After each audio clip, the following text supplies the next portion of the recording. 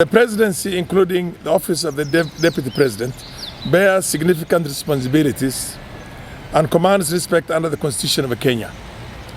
Yet the deputy president's actions in discussing senior civil servants and the president himself, in a press statement, instead of taking his concerns to the president and members of the National Security Committee, are reckless and unfortunate. We, the leaders, firmly support the president's decision to withdraw the Finance Bill 2024 in response to widespread dissatisfaction expressed through nationwide protests. This decision, which in our view was duly informed by the president through all the different arms of the government that have the responsibilities of such information, in our opinion, was a well thought out and a very good thing to protect the stability and the unity of our country. The unfortunate utterances of the deputy presidents demean and undermine the sanctity and honor of the presidency and the government he serves. We call upon, whereas Rigathi Gachagua continues to serve as the deputy president of this country, we call on him to resign immediately. If he's not happy with his president, let him resign from this administration and let him prepare himself for the contest in 2027. He can run in as a presidential candidate in 2027, and if he's going to be popular with the Kenyan people, we will see what he's going to do. You cannot become a president of this country by continuously dividing Kenyans along ethnic lines, along class lines, along all sorts of things. It's our knowledge, and this is to be corroborated, that when the president, out of wisdom and stability of mind, decided to reach out to the opposition leader, the Right Honorable former Prime Minister Raila Amolo Odinga, the deputy president vociferously opposed that. And right now, he is the principal opposition person in this country instead of being the principal assistant to the President of the Republic of Kenya.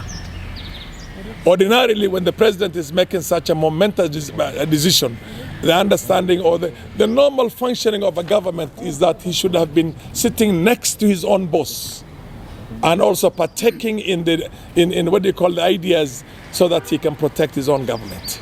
But here he is, not protecting his own government, trying to divide it along ethnic lines, along political lines, and all sorts of things that basically only are self-serving himself. First and foremost, as leaders from the region, we want to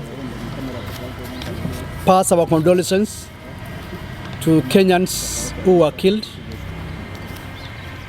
and to those who are injured. We wish them quick recovery. It's an unfortunate incident. It should not have happened. Nevertheless, it happened, and so we pay our condolences to those who lost their dear family members. However, yesterday, Kenyans were shocked to hear sentiments attributed to His Excellency the Deputy President, Rigathi Gachagua. And in particular, attacking senior civil servants or public servants who ordinarily report to the offices. Remember, the Deputy President is a member of the National Security Advisory Council. He sits in that committee, and therefore he will be privy to a lot of briefings. Unfortunately, instead of taking his concerns to that committee so that it can be addressed, he chose to address senior public officers who ordinarily will not be discussed in public. That is unfortunate. That means it demeans the office of the presidency.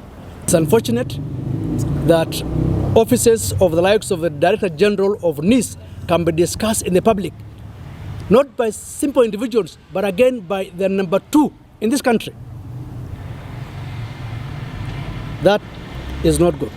We, the leadership from the region, have no issue whatsoever with other communities.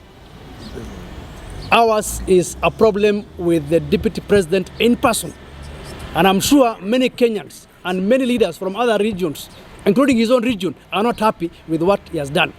And therefore ours is to call on the Deputy President to either work directly with the government and become the Deputy President that people know, or to ship out. All of you will recall that from the beginning of this government, when this government was voted on the creed or the belief of the Hustler Nation, that we must fight tribal and other ethnic balkanization of this country, the first person to put this government on the back foot by careless utterances about shareholding was none other than the Deputy President. He has continued to make statements that have continued to incense Kenyans and continued to put government on the back foot. He is one of the major recipes that precipitated the crisis that we have. He can now not purport to exit a crisis he has created by inciting various formations of this country in an ethnic way, and purport now to be an advisor of what should and should not have happened. He has advocated tribalism. He has called himself a Mount Kenya leader. He has antagonized ethnic groups across the country. He has been nothing but a disgrace to the office of the Deputy President and attempted to desecrate that office. But the lowest ebb was yesterday, when a Deputy President will call a press conference to attack the person of a senior public servant. And rather than purport to call for his resignation, those were things he could have done if he sincerely believed it in private. But most telling was his information that Nurdin Haji has information, or the National Intelligence Service, that Uhuru Kenyatta and himself were perpetrators to this violence.